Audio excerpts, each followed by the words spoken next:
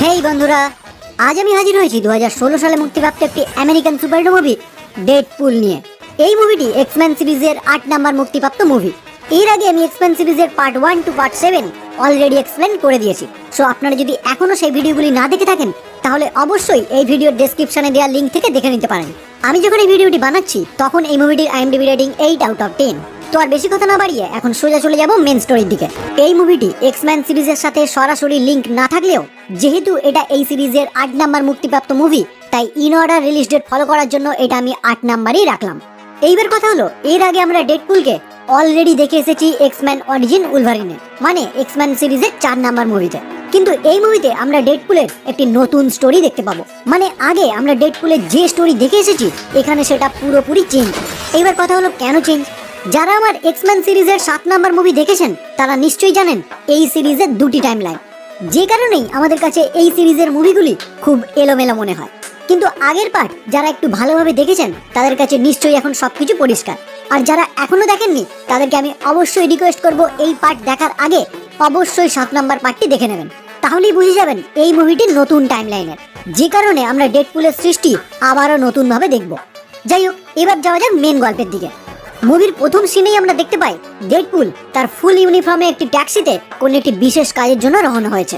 Taxi চালকের সাথে তার কথোপকথনের মাধ্যমে আমরা এটা বুঝতে পারি ডেডপুল আজ তার একটি শত্রু এজেক্সকে মারার জন্য বেরিয়েছে, যার জন্য সে প্রায় 1 বছরেরও বেশি সময় ধরে ওয়েট করছে। ট্যাক্সি চালক যখন তার কাছে জানতে চায় এই এজেক্স কি এমন করেছে যে কারণে আপনি তাকে মারার জন্য 1 বছরেরও বেশি ওয়েট করছেন, তখন ডেডপুল তার মাস্কের পিছনে লুকিয়ে থাকা অরিজিনাল চেহারাটি তার সামনে কিছুটা ওপেন করে জানায় আমার এই অবস্থা শুধুমাত্র তার জন্য। যাই হোক, এখানেই আমরা এই মুভির মেন ভিলেন এজেক্সের একটি ইন্ট্রো দেখতে পাই, যেখানে এজেক্স তার ব্যবসাজনিত কারণে তার একটি ক্লায়েন্টের সাথে দেখা করে তাকে মারার জন্য উদ্যত হয়। আর তারপরেই আমরা ওই ক্লায়েন্টের মাধ্যমেই বুঝতে পারি এজেক্স একটি মিউটেন্ট, আর বর্তমানে একে মারার জন্যই ডেডপুল রওনা হয়েছে। এইবার ট্যাক্সিতে যাওয়ার সময় ডেডপুলের মনে পড়ে সে তার বন্দুক ভর্তি ব্যাগ তার বাড়িতেই ফেলে এসেছে লড়াই করার জন্য, যেটা তার খুবই ইম্পর্টেন্ট। এই কথা শুনেই ট্যাক্সি চালক তাকে জিজ্ঞাসা করে তাহলে কি আমি গাড়ি ব্যাক করব? কিন্তু ডেডপুল তাকে জানায় না, তাহলে আমার অনেকটা টাইম চলে যাবে আর আমার শিকার আমার হাত থেকে ফসকে যাবে। আমার কাছে যা আছে আমি এটা দিয়েই কাজ চালিয়ে নেব। এখানে আমরা দেখতে পাই তার কাছে বর্তমানে সম্বল একটি রিভলভার, যাতে আছে 12খানা গুলি আর 2টি তলোয়ার। এরপর একটি নির্দিষ্ট জায়গায় গাড়ি থামিয়ে একটি ওভারব্রিজের উপর বসে ডেডপুল ওয়েট করতে থাকে তার শিকারের জন্য। কিছুক্ষণের মধ্যেই সে দেখতে পায় এজেক্সের পুরো টিম ওই ওভারব্রিজের তলা দিয়ে ক্রস করছে, আর তখনই প্ল্যান মাফিক ডেডপুল তাদের ওই গাড়িগুলোর উপর আক্রমণ করে। এখানেই আমরা একটি দুর্ধর্ষ ফাইট সিন দেখতে পাই। কিন্তু ফাইট যতই দুর্ধর্ষ হোক না কেন, ডেডপুল এই ফাইটের মাঝেই অনবরত কমেডি করে চলে। আসলে ডেডপুল অরিজিনালি খুবই ফানি। পুরো মুভিতে সে এমন কিছু পাঞ্চ লাইন বলতে থাকে যে সিরিয়াস সিচুয়েশনেও আপনারা হাসতে বাধ্য। যাই হোক, হাইওয়েতে এইরকম অ্যাক্সিডেন্ট ও ফাইট সিন যখন নিউজে দেখাতে শুরু করে তখনই সেই নিউজ এক্স ম্যানশনে থাকা কলোসাস ও নেগাসনিকের চোখে পড়ে, আর তখনই তারা ডেডপুলকে থামানোর জন্য ওই স্থানটির উদ্দেশ্যে রওনা হয়। আসলে বিগত 1 বছরে অনেকবারই ডেডপুলকে থামিয়ে তার হাত থেকে অনেককে বাঁচিয়েছে কলোসাস। এমনকি সে ডেডপুলকে অফারও করেছে তাদের এক্সম্যান টিমের সাথে যুক্ত হওয়ার জন্য, কিন্তু ডেডপুল তার কথায় কান দেয়নি, কারণ তার লক্ষ্য এই 1 বছরে একটাই, আর সেটা হলো এজেক্সকে হত্যা করা। এইবার ডেডপুল যখন তার কাছে থাকা ওই 12টি গুলির সাহায্যে এক এক করে এজেক্সের পুরো টিমকে মারতে শুরু করে, তখনই আমরা ডেডপুলের একটি অসাধারণ পাওয়ার সম্পর্কে ধারণা পাই। কারণ এজেক্সের টিমও তার উপর গুলি চালায়, আর সেই গুলি তার শরীরের এদিক ওদিক হয়ে গেলেও ডেডপুলের কোনো প্রভাবই পড়ে না, কারণ তার শরীরে লোগানের মতো একই রকম হিলিং পাওয়ার রয়েছে। এইবার এজেক্সের পুরো টিমকে ফিনিশ করে ডেডপুল যখন ফাইনালি এজেক্সকে মারতে যায়, ঠিক তখনই সেখানে কলোসাস এসে তাকে বাঁধা যায়। এইবার কলোসাস ও নেগাসনিকের সাথে কথাবার্তা বলার টাইমেই এজেক্স সেখান থেকে পালিয়ে যায়, যেটা দেখে ডেডপুল রেগে গিয়ে কলোসাসের উপর আক্রমণ করে। কিন্তু আমরা তো জানি কলোসাসের পুরো শরীর স্টিলের তৈরি, তাই তার উপর ডেডপুলের সকল আক্রমণই ব্যর্থ হয়। অ্যাট লাস্ট কলোসাস ডেডপুলকে একটি হাত কড়া পরিয়ে টানতে টানতে এক্স ম্যানশনের উদ্দেশ্যে রওনা হয়। কিন্তু ডেডপুল আমাদের সবাইকে চমকে দিয়ে একটি ছুরির সাহায্যে তার নিজেরই হাত কেটে সেখান থেকে পালিয়ে যায়। এখান থেকে সিন শিফট হয় ফ্ল্যাশব্যাকে, মানে এবার আমরা জানতে পারবো ডেডপুল এজেক্সকে কেন মারতে চায় আর সে কিভাবে ডেডপুল হয়ে উঠল। কারণ প্রথমে সে আমার আপনার মতোই একটি সাধারণ মানুষ ছিল, তাকে এক্সপেরিমেন্টের মাধ্যমে একটি মিউট্যান্টে পরিণত করা হয়েছে, মানে ডেডপুলকে তৈরি করা হয়েছে। যাই হোক, বর্তমান সময় থেকে 2 বছর আগে আমরা দেখতে পাই ওয়েড উইলসন, মানে বর্তমান সময়ে ডেডপুল, সে একটি ভাড়াটে গুন্ডা হিসেবে কাজ করে। এর আগে সে গভর্নমেন্টের স্পেশাল ফোর্সে চাকরি করত, কিন্তু বিশেষ কিছু নিয়ম পালন না করার জন্য তাকে অসম্মানজনকভাবে ওই স্পেশাল ফোর্স থেকে বের করে দেওয়া হয়, যে কারণে সে বর্তমানে একটি ভাড়াটে গুন্ডা। আর এই রকম ভাড়াটে গুন্ডাদের একটি ডেরা হলো সিস্টার মার্গারেট নামে একটি এজেন্সি, মানে যেখানে আপনি টাকার বিনিময়ে যে কাউকে ভাড়া করতে পারেন কাউকে মারার জন্য। এই এজেন্সিরই একটি বারটেন্ডার ওয়েলসের সাথে ওয়েডের খুবই ভালো বন্ধুত্ব, তাই এই এজেন্সিতে ওয়েড যখনই আসে বেশিরভাগ সময় তার সাথেই গল্প করে কাটায়। এখানে ওয়েড ও তার বন্ধুর কথাবার্তার মাধ্যমে আমরা বুঝতে পারি এই স্থানে একটি বিশেষ ধরনের খেলা চলে রেগুলার, আর সেটা হলো এখানে অবস্থিত প্রত্যেকটি গুন্ডার মাথায় একটি করে প্রাইজ মানি অফার করা হয়, আর ওই গুন্ডাকে যে মারতে পারবে সেই প্রাইজ মানি তার। আর এই খেলাটির নামই হলো ডেডপুল, মানে এখান থেকেই ওয়েড ভবিষ্যতে তার ডেডপুল নাম রাখবে। যাই হোক, এখানেই একদিন ওয়েডের সাথে ভেনেসা নামে একটি পতিতার সাথে পরিচয় হয়। ভেনেসা কিছু টাকার বিনিময়ে ওয়েডের সাথে এক রাত থাকার জন্য চুক্তি করে। এরপর তারা কথায় কথায় তাদের ছোটবেলার গল্প শুরু করে, আর যখন দুজনেই জানতে পারে তাদের দুজনের ছোটবেলা খুবই কষ্টের মধ্যে কেটেছে, মানে তাদের ভাগ্য প্রায় একই রকমের, এরপর থেকেই তারা রোমান্টিক্যালি দুজন দুজনের প্রতি আকৃষ্ট হতে শুরু করে, আর দুজনে একসাথে থাকাও শুরু করে। প্রায় 1 বছর এইভাবে একসাথে থাকার পর ওয়েড তাকে বিবাহের জন্য প্রস্তাব দেয় এবং ভেনেসা সেই প্রস্তাবে রাজিও হয়ে যায়। কিন্তু হঠাৎ করেই ওয়েড শারীরিকভাবে অসুস্থ হয়ে পড়ায় ভেনেসা তাকে নিয়ে ডক্টর চেক আপ করিয়ে জানতে পারে ওয়েড ক্যান্সারে আক্রান্ত, যেটা কিনা একদম লাস্ট স্টেজ। আর এটা জানার পরেই ভেনেসা নানান রকম ভাবে চেষ্টা করতে শুরু করে সে কিভাবে ওয়েডকে এই ক্যান্সার থেকে সুস্থ করে তুলবে। ওয়েড ভেনেসাকে চোখের সামনে এই অবস্থায় দেখে খুবই ভেঙে পড়ে, কারণ এতদিন সে যে ভেনেসাকে দেখে এসেছে সেই ভেনেসা এখন পুরোপুরি চেঞ্জ। যাই হোক, পরবর্তী সিন আমরা দেখতে পাই ওয়েড পুনরায় তার ওই এজেন্সিতে গিয়ে তার ওই বন্ধু ওয়েলসের সাথে দেখা করে। ওয়েলস তাকে জানায় একজন অজানা ব্যক্তি তার সাথে দেখা করার জন্য এখানে ওয়েট করছে। ওয়েড যখন তার বন্ধুর কথা শুনে ওই অজানা ব্যক্তির সাথে দেখা করে, রহস্যময়ভাবে ওই ব্যক্তি তাকে জানায়, আমি জানতে পেরেছি তুমি লাস্ট স্টেজ ক্যান্সারে আক্রান্ত, যেটা থেকে তোমার এখন বাঁচা প্রায় অসম্ভব, কিন্তু আমাদের কাছে এমন একটি ট্রিটমেন্ট আছে যার সাহায্যে শুধু তোমার ক্যান্সারই সেরে উঠবে না, তোমার মধ্যে সুপার হিউম্যান পাওয়ারও চলে আসবে। যে কথাটি ওয়েড পুরোপুরি একটি মিথ্যে কথা ভেবে তার কাছ থেকে চলে যায়, কিন্তু পরে যখন বুঝতে পারে মৃত্যু ছাড়া তার আর কোনোই রাস্তা নেই, তখনই সে ভেনেসাকে না জানিয়ে ওই লোকটির সাথে যোগাযোগ করে, আর ওই ব্যক্তি তাকে এজেক্স ও অ্যাঞ্জেল ডাস্টের কাছে নিয়ে যায়, যারা তাকে একটি বেডে শুয়ে একটি বিশেষ ধরনের সিরাম তার শরীরে ইনজেক্ট করে, আর জানায় এই সিরাম তার শরীরে থাকা সুপ্ত মিউট্যান্ট জিনগুলিকে জাগ্রত করে তুলবে, যার ফলেই তার ক্যান্সার ধীরে ধীরে সেরে উঠবে এবং তার মধ্যে সুপার হিউম্যান পাওয়ারও চলে আসবে। কিন্তু অনেকের ক্ষেত্রেই এর বিভিন্ন রকমের সাইড এফেক্ট হয়। এজেক্স জানায় সেও একই রকমের মৃত্যুমুখী হয়ে নিজের ওপরেই এই ট্রিটমেন্ট শুরু করেছিল। তার রোগ থেকে তো সে মুক্তি পেয়েছে, এমনকি তার মধ্যে সুপার ফাস্ট অ্যাবিলিটিও চলে এসেছে, কিন্তু সাইড এফেক্ট হিসাবে তার শরীরের সমস্ত নার্ভ নষ্ট হয়ে গেছে, যে কারণে কোনো ব্যথা বেদনা সে আর কিছুই অনুভব করতে পারে না। কিন্তু এইসব কোনো কিছুই আবার অ্যাঞ্জেল ডাস্টের ক্ষেত্রে হয়নি, তার মধ্যে শুধুমাত্র সুপার হিউম্যান পাওয়ারই এসেছে, কোনো সাইড এফেক্টই হয়নি।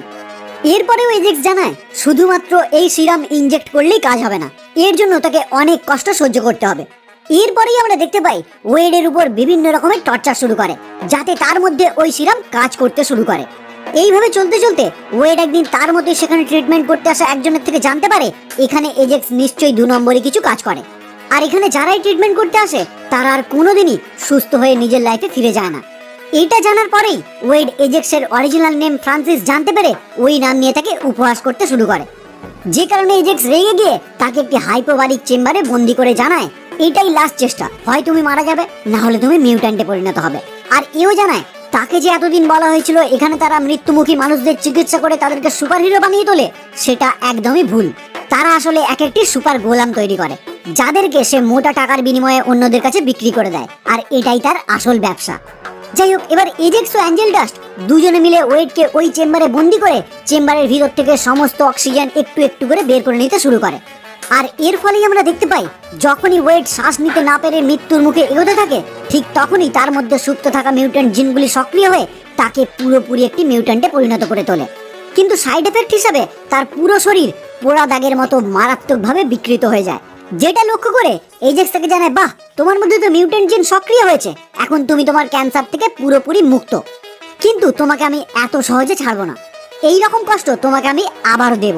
এই বলেই ওয়েডকে সে আবারও ওই চেম্বারে বন্দি করে সেখান থেকে চলে যায়, যাতে অক্সিজেন না নিতে পারে আবারও ওয়েড সেই রকম কষ্ট অনুভব করে।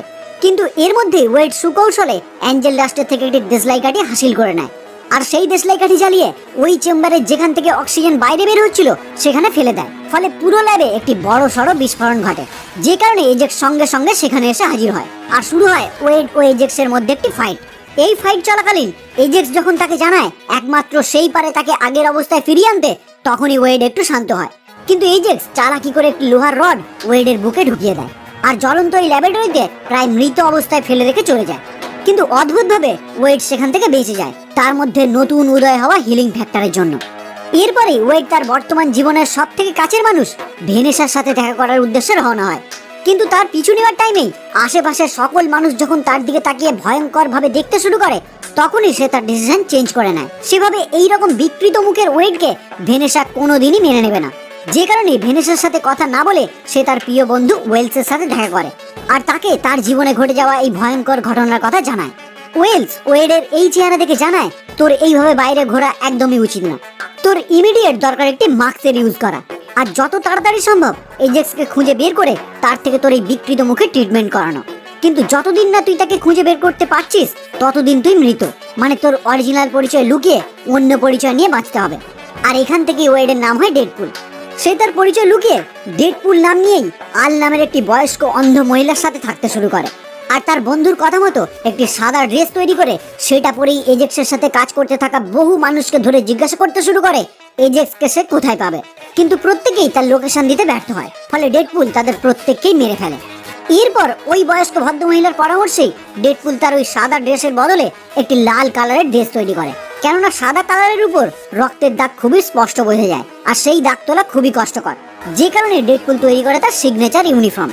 তারপর এইভাবে এজেক্সের বিভিন্ন লোককে ধরে মারতে মারতে একদিন ডেডপুল সেই ব্যক্তির দেখা পায় যে তাকে ট্রিটমেন্ট করানোর জন্য এজেক্সের কাছে নিয়ে গিয়েছিল। অবশেষে তার কাছ থেকে খবর পেয়েই 1 বছর পর ফ্রান্সিসকে মারার জন্য সে রওনা হয়। আর সেটাই ছিল মুভির প্রথম সিন, মানে মুভির প্রথমেই আমরা যে ফাইট সিন দেখেছিলাম এটা এই কারণেই। যাই হোক, এবার যেই সিন থেকে আমরা ফ্ল্যাশব্যাকে ফিরে গিয়েছিলাম পুনরায় স্টোরি আবার সেই জায়গা থেকে শুরু হয়। এখানেই আমরা দেখতে পাই ডেডপুল ওই আবর্জনাময় গাড়ি থেকে নেমে তার বর্তমান বাসস্থান মানে ওই অন্ধ মহিলার বাড়িতে গিয়ে উপস্থিত হয়। এখানে আমরা দেখতে পাই ডেডপুল কিছুক্ষণ আগেই যে তার নিজের হাত কেটে ফেলেছিল সেটা পুনরায় নতুন তৈরি হতে শুরু হয়েছে। আর এখান থেকেই আমরা ডেডপুলের আরো একটি নতুন পাওয়ার সম্বন্ধে আইডিয়া পাই, মানে তার মধ্যে যেমন যে কোনো ক্ষত সারিয়ে তোলার ক্ষমতা রয়েছে, ঠিক তেমনই যে কোনো অঙ্গ নতুন ভাবে ফিরিয়ে আনার ক্ষমতাও রয়েছে। অন্যদিকে দেখা যায় এজেক্স ডেডপুলের হাত থেকে বেঁচে সোজা গিয়ে উপস্থিত হয় অ্যাঞ্জেল ডাস্টের কাছে আর তাকে জানায় তাদের সৃষ্টি করা একজন মিউটেন্ট বর্তমানে তাদেরকেই মারতে চায়, যেটা তাদের বিজনেসের জন্য একদমই ঠিক না। তাই তারা দুজনে মিলে ঠিক করে যা হোক করেই হোক ডেডপুলের লোকেশন জোগাড় করে তাকে তারা হত্যা করবে। এই কারণে তারা দুজন প্রথমেই উপস্থিত হয় ভাড়াটে গুন্ডাদের ওই এজেন্সিতে, যেখানে ওয়েডের বন্ধু ওয়েলসের থেকে তারা ওয়েড সম্পর্কে জিজ্ঞাসা করতে শুরু করে। কিন্তু যখন ওয়েলস তাকে জানায় এই নামে তারা কাউকেই চেনে না, ঠিক তখনই তার পিছনে থাকা একটি ডেস্কে ওয়েড ও তার গার্লফ্রেন্ড ভেনেসার একটি কাপেল ছবি তাদের চোখে পড়ে। অ্যাঞ্জেল ডাস্ট জানায় এই মেয়েটিকে সে কোথাও দেখেছে, তাই ওয়েলসকে আর কিছু জিজ্ঞাসা না করেই তারা ওই স্থান ত্যাগ করে। এবার ওয়েলস সঙ্গে সঙ্গে তার বন্ধু ডেডপুলকে ফোন করে জানায় এজেক্স তার গার্লফ্রেন্ডের খবর পেয়ে গেছে, তাই সে যেন যত তাড়াতাড়ি সম্ভব তার গার্লফ্রেন্ডকে তাদের হাত থেকে সেভ করে। ফলে সঙ্গে সঙ্গে ওয়েড ও ওয়েলস দুজনে মিলে গিয়ে উপস্থিত হয় একটি বারে, যেখানে তার বর্তমান গার্লফ্রেন্ড কাজ করে। কিন্তু সেখানেই ওয়েড তার গার্লফ্রেন্ডকে কিছু বলে ওঠার আগেই এজেক্স তাকে অপহরণ করে সেখান থেকে নিয়ে পালিয়ে যায়। এইবার ওয়েড যখন বুঝতে পারে এজেক্স তার গার্লফ্রেন্ডকে অপহরণ করেছে, তখনই তার মাথায় আগুন জ্বলে ওঠে। কিন্তু তার কিছুই করার নেই, কারণ সে তাকে কোথায় নিয়ে গেছে সেটা সে জানে না। কিছুক্ষণের মধ্যেই দেখা যায় এজেক্স নিজেই তার ফোনে একটি মেসেজের মাধ্যমে জানায় সে যেন স্কাইপিয়ার্ডে এসে তার গার্লফ্রেন্ডকে সেখান থেকে উদ্ধার করে। ফলে সঙ্গে সঙ্গেই ডেডপুল এক্স ম্যানশনে উপস্থিত হয়ে কলোসাস ও নেগাসনিককে তাকে সাহায্য করতে রাজি করায় আর তিনজনে মিলে উপস্থিত হয় এজেক্সের দেওয়া নির্দিষ্ট ঠিকানায়। সেখানে আমরা লক্ষ্য করি এজেক্স ভেনেসাকে একটি হেলিক্যারিয়ারের উপর ওই রকম সেম একটি বক্সে বন্দি করে রেখেছে যেরকম ডেডপুলকে বন্দি করে রাখা হয়েছিল। এজেক্স ডেডপুলকে দেখেই জানায় পারলে এখানে আসো আর তোমার গার্লফ্রেন্ডকে মুক্ত করে নিয়ে যাও। এরপরই শুরু হয় এজেক্সের বাহিনী ও ডেডপুল বাহিনীর মধ্যে লড়াই। এখানেই আমরা অ্যাঞ্জেল ডাস্ট ও কলোসাসের মধ্যে একটি দুর্দান্ত ফাইট দেখতে পাই। অন্যদিকে ডেডপুল এক এক করে এজেক্সের বাহিনীর প্রত্যেকটি মেম্বারকে মেরে নেগাসনিকের সাহায্য নিয়ে এক লাশ পৌঁছে যায় ওই হেলিক্যারিয়ারের উপরে, আর সেখানেই শুরু হয় এজেক্স ও ডেডপুলের মধ্যে ফাইট।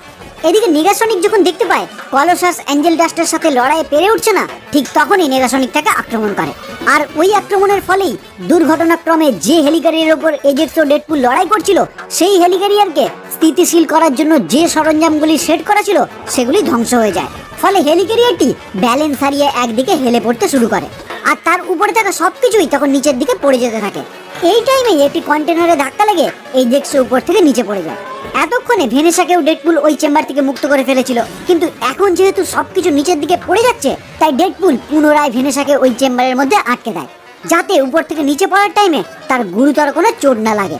এইবার সমস্ত কিছু নিচে পড়ে যাওয়ার পর কলোসাস ও নেগাসনিক যখন ধ্বংসস্তূপের মধ্যে থেকে ভেনেসাকে উদ্ধার করে, ঠিক তখনই আবারও এজেক্স ডেডপুলের উপর আক্রমণ করে। কিন্তু এইবার ডেডপুল খুব সহজেই তাকে পরাজিত করে জানায়, এইবার তোমাকে আমার ফেস ঠিক করে দিতেই হবে। কিন্তু এই টাইমে এজেক্স তার কথা শুনে হাসতে হাসতে তাকে জানায় এইটা ঠিক করার কোনো ব্যবস্থাই তার জানা নেই। তখন ডেডপুল পুনরায় রেগে গিয়ে একটি বন্দুক বের করে তাকে মেরে ফেলতে যাবে, ঠিক তখনই কলোসাস সেখানে উপস্থিত হয়ে একটি দুর্দান্ত স্পিচের মাধ্যমে ডেডপুলকে মোটিভেট করার চেষ্টা করে যাতে সে এজেক্সকে হত্যা না করে। কিন্তু ডেডপুল তো অপ্রতিরোধ্য, সে এইবার কলোসাসের কোনো কথা না শুনেই তাকে হত্যা করে। এরপর ভেনেসা ওয়েডের কাছে এসে তাকে মারতে শুরু করে আর জানতে চায় সে এতদিন বেঁচে থাকা সত্ত্বেও তার কাছ থেকে কেন লুকিয়ে আসে। তখন ওয়েড তাকে জানায় সে যে ওয়েডকে চিনতো তার সাথে এই ডেডপুলের আকাশ পাতাল তফাৎ, কারণ এই মাস্কের পিছনে থাকা ওয়েডকে ভেনেসা কোনোদিনই মেনে নিতে পারবে না। এই কথা শুনেই ভেনেসা ডেডপুলের মাস্ক ওপেন করে দেখতে চায় যে ওই মাস্কের পিছনে এমন কি আছে যেটা সে মেনে নিতে পারবে না। এরপর ভেনেসা যখন তার মাস্ক ওপেন করে আমরা দেখতে পাই তার মুখের ওপর উলভারিনের একটি ফটো লাগানো আছে। তারপর ওই ফটো তুলে যখন ওয়েডের বর্তমান মুখ ভেনেসা লক্ষ্য করে, তখন ওই রকম বিকৃত মুখ দেখেও ভেনেসা ওয়েডের সাথে থাকার জন্য রাজি হয়ে যায়। আর এখানেই মুভির হ্যাপি এন্ডিং হয়। পোস্ট ক্রেডিট সিনে দেখা যায় ডেডপুল নিজেই জানায় খুব তাড়াতাড়ি এই মুভির পার্ট 2 আসতে চলেছে।